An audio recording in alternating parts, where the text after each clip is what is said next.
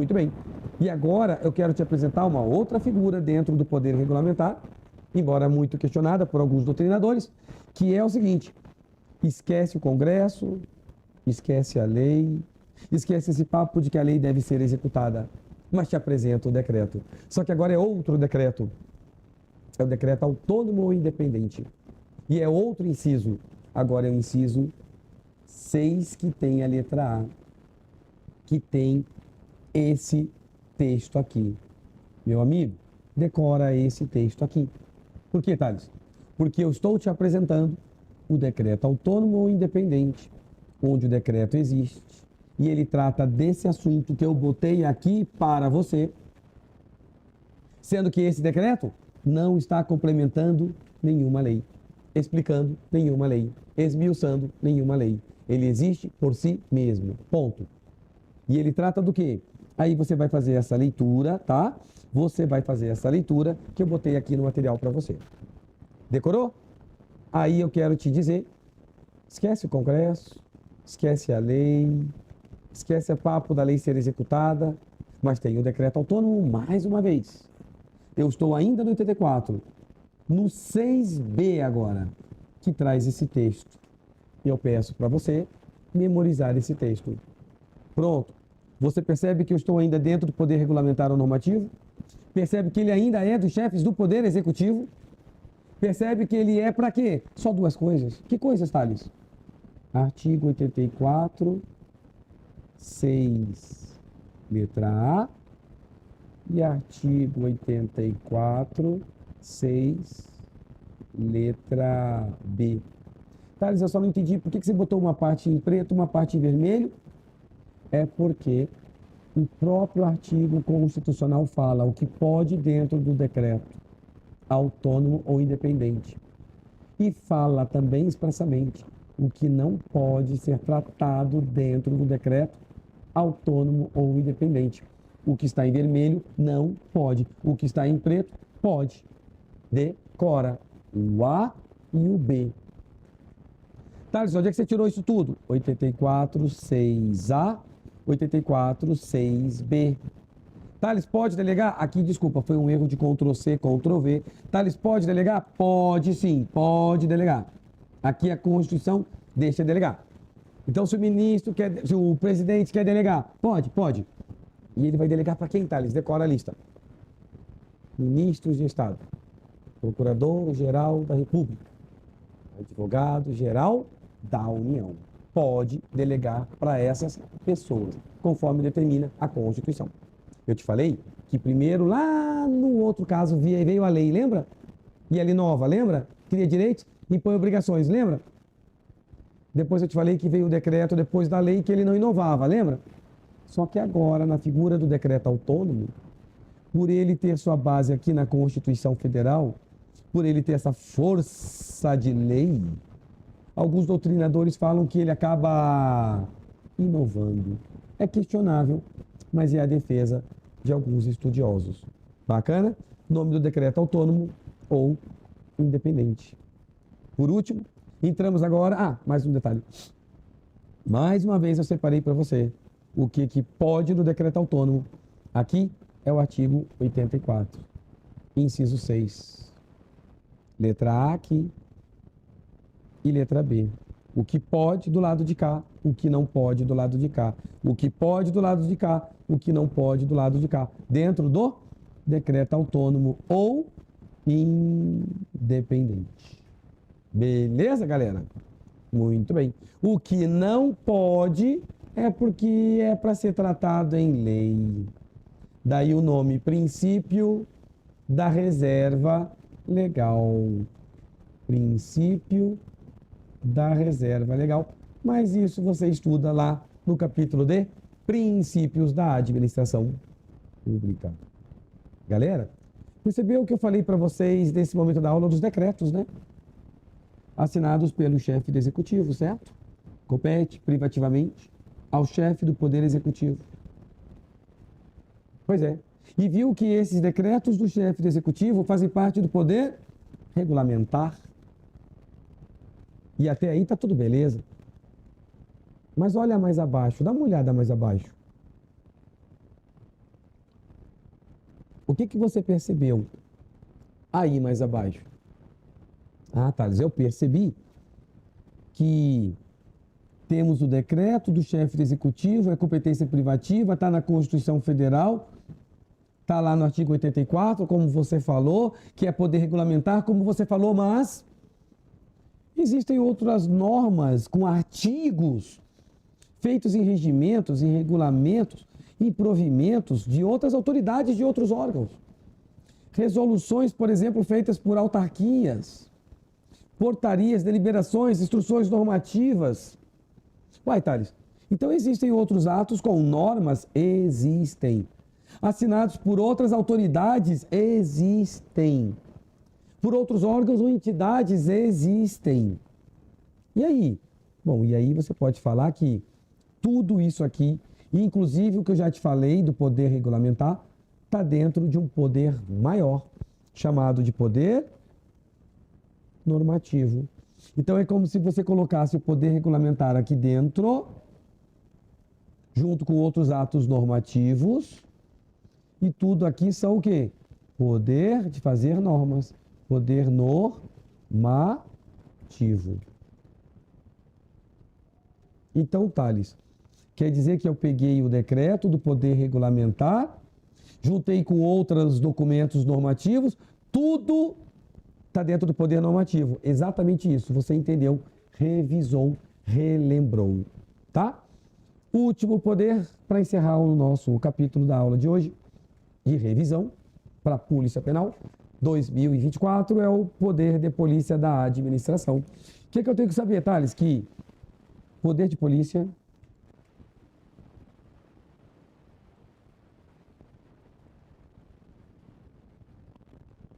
trago esse conceito para você nessa revisão de hoje. Eu quero que você pense no seguinte, imagine aqui uma tabela aqui. Eu quero te dizer nessa tabela que a administração ela pode vir com umas limitações.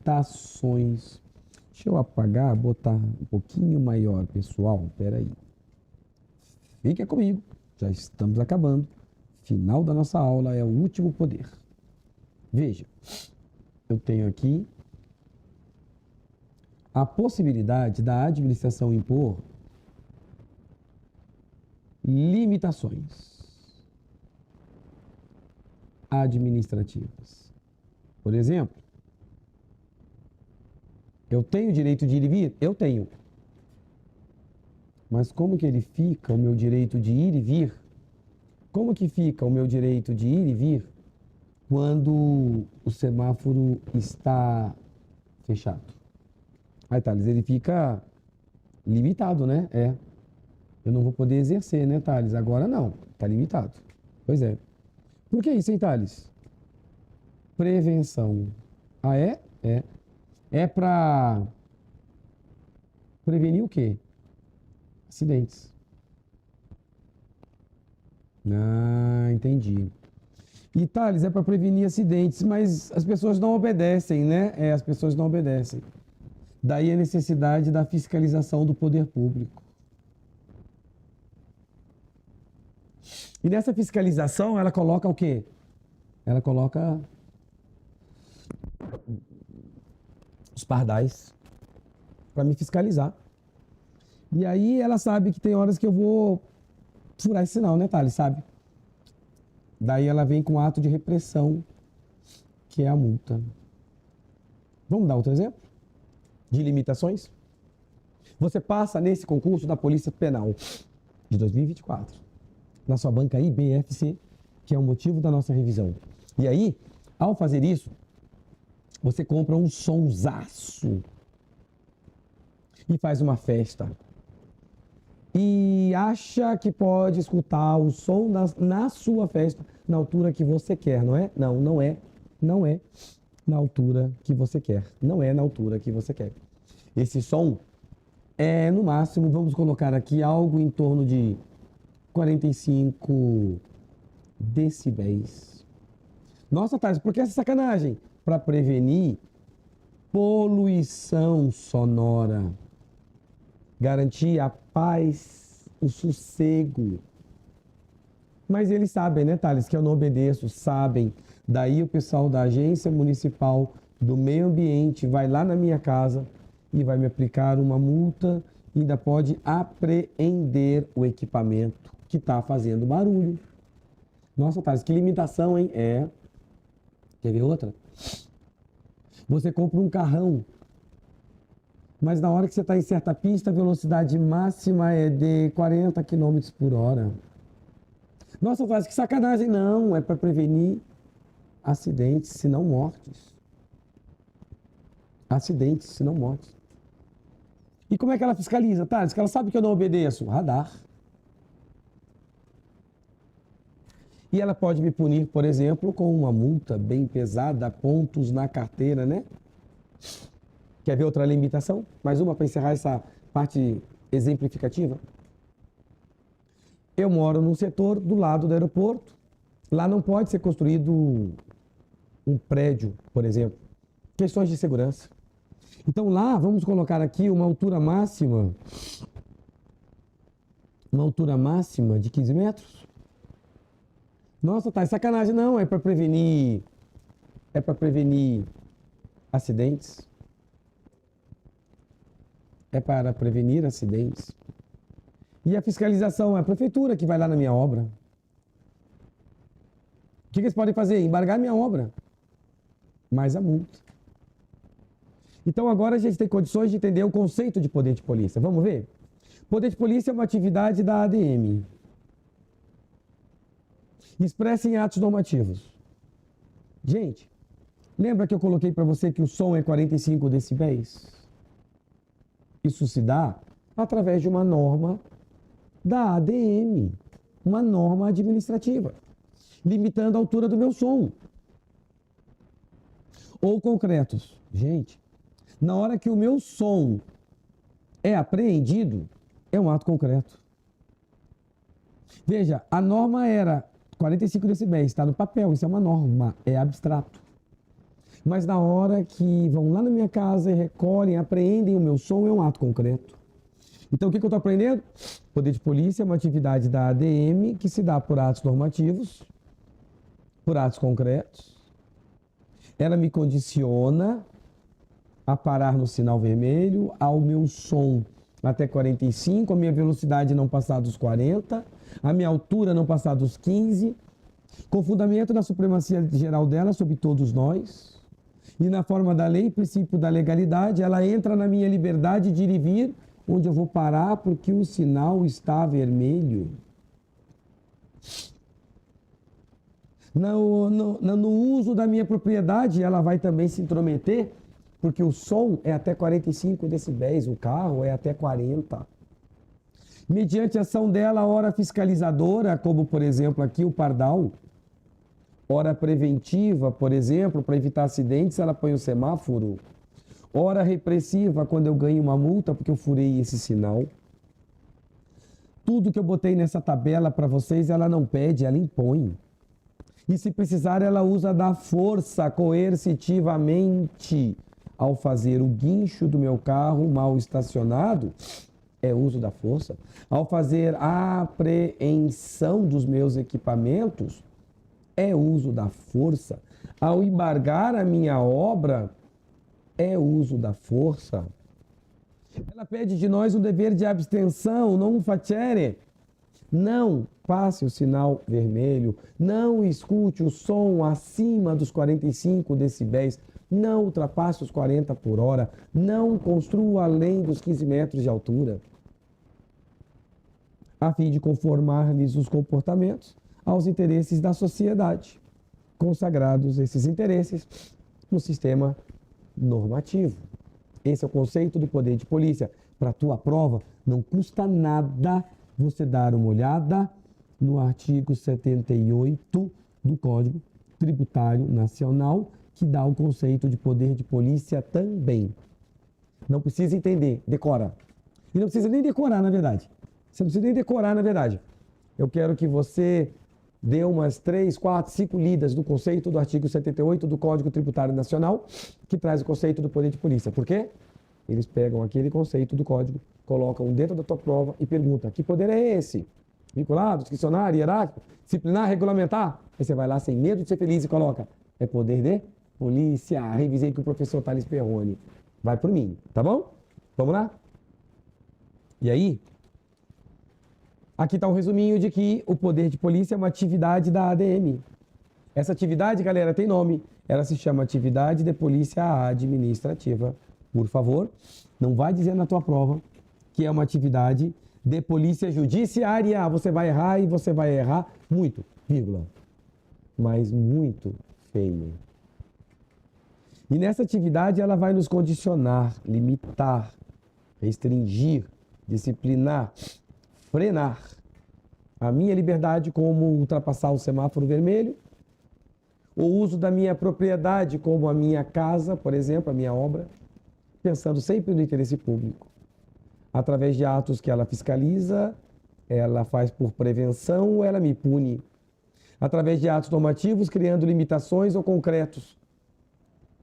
Ao guinchar o meu carro, se eu tiver que pagar alguma coisa com base no Código Tributário Nacional, é uma taxa chamada taxa de polícia, que é um tributo. E aí, se tua banca perguntar, dentre todos os poderes que você, aluno, estuda, qual é o princípio que justifica a administração pública ter esses poderes, inclusive o poder de polícia? O princípio que justifica ter a administração pública poderes, inclusive o poder de polícia, é o princípio da supremacia do interesse público sobre o interesse particular.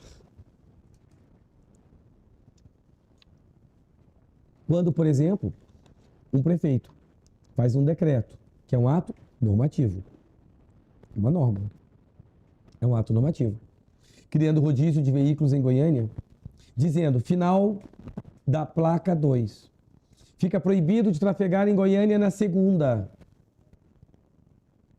das 8 às 18, está incidindo na tua propriedade, no seu bem, no seu carro, criando limitação no uso. Isso é poder de polícia. Isso é poder de polícia. Tudo bem? Vamos continuar. Não confunda poder de polícia, atividade de polícia administrativa, com prestação de serviços públicos. É outro capítulo, é outra matéria. Não confunda as coisas. Aqui eu trouxe para vocês mais exemplos do poder de polícia que eu quero que você leia depois na sua revisão. Quando o poder de polícia é executado pela administração direta, exemplo, lá no estado, a PM para você, para exercer um ato de fiscalização. Nossa, Thales, ela vai me prender? Não, velho. Ela quer só fazer um ato de fiscalização, ver se você está portando a sua CNH. Está dirigindo, não está? Ela quer ver, fiscalizar. O poder de polícia é para isso. Ou então, quando o bombeiro, o corpo de bombeiros, vai lá no prédio, ver se o prédio está em condições para ser utilizado como sala de aula, é um ato de fiscalização. E o ato de fiscalização está dentro do exercício do poder de polícia. A gente não viu que o ato de fiscalização está dentro do poder de polícia? Olha lá. Olha lá, nossa, o tanto que já passou de coisas, hein? Olha lá, ato de fiscalização. Tem horas que ela faz uma fiscalização, olha lá. Mediante ação hora o quê?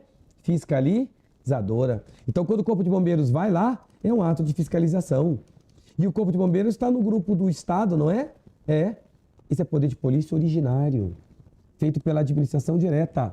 Mas quando ele é feito pela indireta, exemplo, autarquias, exemplo, agências reguladoras, Anatel, ANEEL, Anvisa, ANAC, Ancine, ANS, ANTT, ANP de petróleo. Essas agências reguladoras são autarquias e, consequentemente, da administração indireta é poder de polícia derivado, delegado ou ainda outorgado. Aqui eu quero te fazer uma observação importante, caro aluno. É o seguinte, O Supremo Tribunal Federal, no finalzinho de 2020, se não me engano, mês 10 de 2020, ele mencionou uma situação concreta aqui, ó, relacionada a uma sociedade de economia mista, tá? A uma sociedade de economia mista. O que você lembra disso aqui quando você estudou o capítulo de organização administrativa, cara aluno? Você lembra que é uma PJ, da indireta. Você lembra que essa sociedade foi instituída por lei. Você lembra que ela pode ser para explorar atividade econômica ou ela foi instituída para a prestação de serviços públicos. Isso aqui não é matéria da aula de hoje não, né? Você sabe disso. Isso aqui é do capítulo de organização administrativa. Ela é uma PJ, ela foi instituída por lei, ela presta serviços públicos, ela é uma PJ de direito privado, desempenha atividades de prestação de serviços públicos sem regime concorrencial.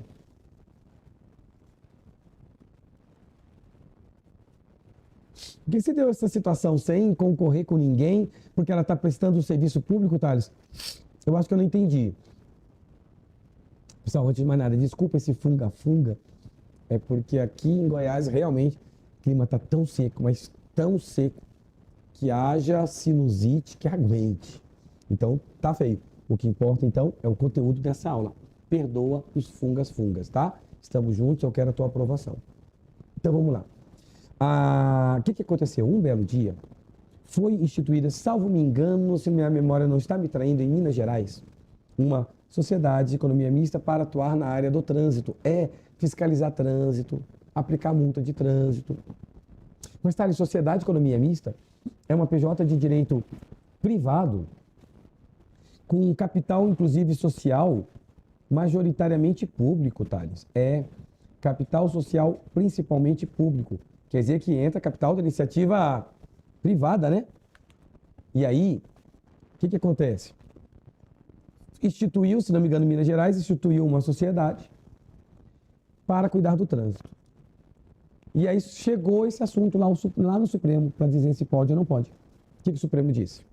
O Supremo disse o seguinte, que é possível poder de polícia, olha lá, delegado, lembra que eu acabei de falar, derivado, delegado ou outorgado, quando é prestado pela indireta?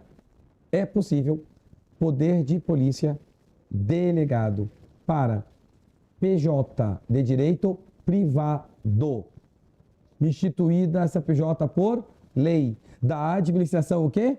Indireta, que preste serviços públicos sem concorrência, de capital majoritariamente público.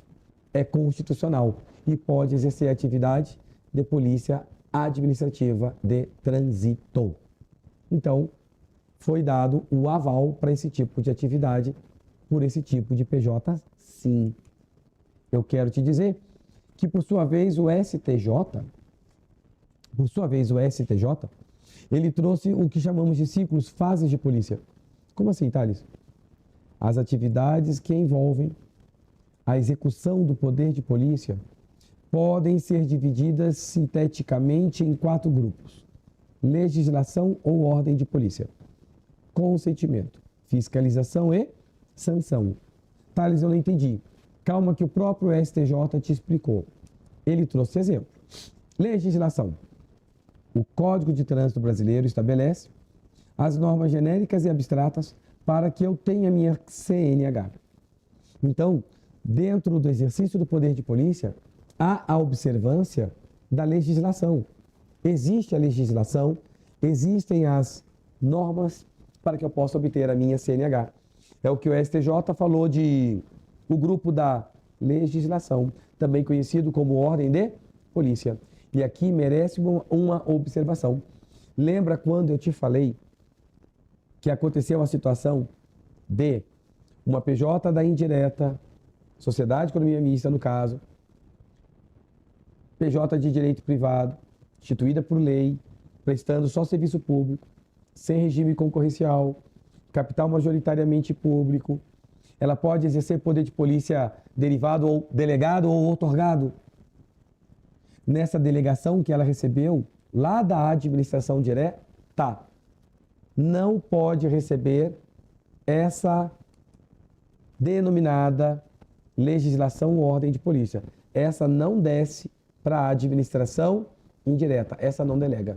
Thales, e as outras três que nós vamos estudar? Delega. Consentimento, fiscalização e sanção podem ser delegados da direta para a indireta. Consentimento, fiscalização, sanção. Mas a ordem de polícia, não. Reprisou? Reveu? Decorou? Vamos lá. Então, a legislação ficou fácil. São as normas. O consentimento são situações seguintes. Tem horas que eu quero fazer uma certa atividade. Eu quero, por exemplo, construir. Thales, então você vai ter que uma limitação, que é você vai ter que ter uma licença para construir. Bacana. Quando eu vou lá na administração e pego a minha licença para construir, quando eu pego na licença para construir, isso foi um ato de consentimento da administração. Mas diga-se de passagem, foi um ato vinculado para a administração. Ela foi obrigada a me dar a licença para construir através de um alvará de construção. Então, deixa eu ver se eu entendi. Você só pode construir se tiver um alvará. Sim. Que é uma licença. Sim. Que é um ato vinculado para a administração. Sim. Que é um ato de consentimento. Sim. Por outro lado, eu quero uma autorização para posse de arma. Eu quero uma autorização para posse de arma. Procuro a administração, mas ela pode me dizer sim, como ela pode me dizer não. O que você descobriu? Que se ela me disser sim, foi um ato de consentimento. E foi um ato discricionário para ela, dentro do poder de polícia. Mas ela pode me dizer não. Então eu não tenho o consentimento dela. Então eu não posso ter a arma na minha residência. Percebeu? Onde eu quero chegar? Tem certas atividades que eu só posso exercê-las, como construir, ou como ter posse de arma na minha casa, se eu tiver um consentimento da administração. Tem horas que para a administração, o consentimento é obrigatório, é ato vinculado. Basta eu preencher os requisitos. Como, por exemplo, uma carteira de motorista, ela tem que me dar. Como, por exemplo, construir a minha casa, ela tem que deixar. Desde que eu preencha os requisitos legais. Por outro lado, tem atividades que ela dá se quiser, se achar oportuno e conveniente. É porque é discricionário para ela, como uma autorização para a posse de arma. Mas em todo caso, só posso exercer, fazer, se eu tiver o consentimento. É isso que está dizendo a fase do consentimento. Lembrando também que tem certas atividades que nem precisarei do consentimento dela, tá? Como assim, Thales? Para andar de skate, você precisa do consentimento dela? Não, você não precisa. Opa, o que eu percebi? 3 situações. Uma, tem coisas que eu quero fazer que eu precisarei do consentimento dela. E se eu preencher os requisitos, ela tem que me dar. É porque o consentimento é um ato vinculado. Ponto. Tem coisas que eu quero fazer, como posse de arma agora, como a posse de arma, que eu só posso fazer se ela me der o consentimento. Sim, mas é um ato discricionário para ela. Bacana. E tem coisas que eu quero fazer, como andar de skate, que ela não é obrigada a me dar o consentimento. Então, se a tua banca perguntar, dessas 4, legislação, fiscalização, consentimento e sanção, tira uma que nem sempre é obrigado, nem sempre vai estar presente, é o consentimento. Porque para andar de bike ou de skate, eu não preciso do consentimento da administração. A outra é a fiscalização, que sempre vai estar presente quando, por exemplo, a PM me para ver a minha CNH. Ok? E a sanção é se eu não cumprir com as regras, eu vou sofrer uma penalidade, como, por exemplo, a apreensão do veículo, aplicação de multa, o guincho e etc. Fases que você tem que memorizar para sua prova. Thales, eu cometi uma infração administrativa. Thales, eu cometi um ilícito administrativo. E agora? Eles podem me pegar? Sim, a administração pode te pegar. Thales, a administração tem prazo para me pegar? Sim, a administração tem prazo para pegar você. E na ausência de lei específica, o prazo é de 5 anos a contar do dia que você fez a cagada. A contar do dia da prática do ato infracionário, do ilícito administrativo. Thales, e se foi uma infração que eu não cometi um dia específico? Eu estou cometendo de maneira permanente ou continuada? Ah, então você está fazendo aquilo direto, né, seu mala? É, do dia que tiver cessado. Cessou? Ela ainda tem 5 anos de prazo prescricional para te pegar. Vem. Thales, isso que eu fiz foi muito, muito grave a ponto de ser um crime. Junta o ilícito administrativo com crime. É tudo junto e misturado. É ilícito administrativo e também é crime. Nossa, cara, você caprichou, hein? Nesse caso, eu vou procurar o prazo prescricional para o crime, que sempre são prazos maiores. E vou aplicar na sanção de polícia o prazo da lei penal. Próximo tópico. Quero te dizer que a administração pública faz muitíssimos atos administrativos. Olha um ato administrativo, olha outro ato administrativo, olha outro ato administrativo, olha outro ato administrativo. Olha aqui mais um ato administrativo. O que você percebeu? Que os atos de polícia são atos administrativos. Que os atos de polícia são atos administrativos. E daí? E daí que você estuda em atos administrativos, que os atos administrativos têm atributos. Quem tem atributos? Os atos administrativos. Mas me dá um exemplo de ato administrativo. O ato de polícia. Então, se o ato de polícia é um ato administrativo, se ato administrativo tem atributos, então o ato de polícia, por ser um ato administrativo, terá atributos. E eu quero que você memorize aqui, nesse momento da aula, o atributo coercibilidade e autoexecutoriedade. Atributos dos atos administrativos, onde eu incluo aqui o ato de polícia. Nós vamos estudar esses atributos no capítulo de atos administrativos e não agora. Estudar não, revisar. Por outro lado, tua banca pode querer saber um atributo específico do ato de polícia, próprio do ato de polícia. Veja, agora não está sendo perguntado um atributo de um modo geral dos atos administrativos. Está sendo perguntado um atributo própriozinho só do ato de polícia. Você vai dizer na tua prova que é a discricionariedade. Mas cuidado, o que eu escrevi aqui para você? Nem todo ato de polícia é dotado do atributo da discricionariedade. Você pode dizer que a maioria dos atos de polícia são dotados do atributo da discricionariedade. Veja, eu acabei de falar com você agora há pouco que eu quero posse de arma. Ela pode dizer sim, ela pode dizer não. E isso está dentro do contexto do poder de polícia, porque é uma limitação. Eu só posso ter a arma, que é a propriedade, se o Estado consentir. Ato de consentimento discricionário. Mas eu te falei que tem certas atividades que qual é a limitação? Para construir eu tenho que ter uma licença. Para dirigir eu tenho que ter uma CNH. Para exercer minha atividade profissional eu tenho que ter a minha carteira profissional, a minha licença. São atos vinculados. Ela é obrigada a te dar, desde que você preencha os requisitos. Está dentro do contexto do poder de polícia, porque só posso exercer atividade se ela me der essa licença. E ela tem que dar, se eu preencher os requisitos. É vinculado. Portanto, lembre-se na hora da prova que a discricionariedade é um atributo do poder de polícia, do ato de polícia. Mas nem todo ato de polícia é discricionário. Só a maioria deles. Quer ver? Quanto tempo o semáforo fica vermelho? 30 segundos, 60 segundos, 90 segundos. Por que a altura máxima é 15? Podia ser 16, né? Por que a velocidade máxima é 40? Podia ser 60, né? Existe uma ampla discricionariedade. O que mais que eu trouxe para você, caro aluno? Eu quero mostrar para você que você não deve confundir a polícia administrativa, que é a nossa matéria, é o nosso poder, com a atividade de polícia judiciária, que é do outro professor, é o professor de direito penal.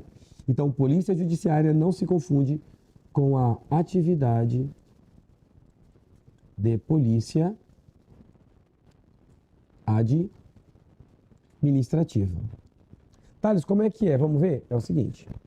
Quando a gente fala na atividade de polícia judiciária, esse nome bonito, atividade de polícia judiciária, a gente pensa nesse momento, alunos, na Polícia Civil, no âmbito dos estados, na Polícia Federal, no âmbito nacional, exercendo essa atividade chamada atividade de polícia judiciária. É o que você vê no artigo 144 da Constituição Federal de 88. E o que cuida a Polícia Civil e a Polícia Federal quando exerce essa atividade de polícia judiciária?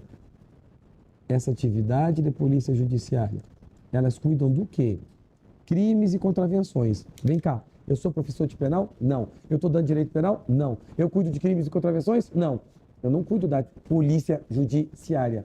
Eu, Thales Perrone, no exercício do poder de polícia da administração pública, eu vou cuidar, sabe de quê? De ilícitos administrativos. É bem diferente.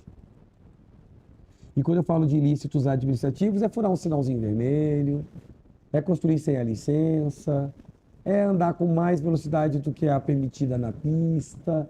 E isso é ilícito administrativo da minha matéria. Não se confunde com crimes e contravenções do exercício da polícia judiciária. Quer ver outra coisa? Aqui é igual. A polícia judiciária exerce a função administrativa ao estar fazendo a abertura de um inquérito administrativo, de um inquérito policial. Então, uma investigação, um inquérito, isso aí é exercício de função administrativa. A minha matéria, idem, ou seja, também. A polícia administrativa é o exercício da função administrativa da administração pública. O que mais? A atividade da polícia judiciária, ela prepara o exercício da função jurisdicional. Eu não entendi. Por que o pessoal da Polícia Civil, por que o pessoal da Polícia Federal está lá no gabinete tal e está fazendo uma investigação, um inquérito? Porque ela quer descobrir um culpado. Ela quer descobrir o autor e o fato. E quer atribuir esse fato a um autor.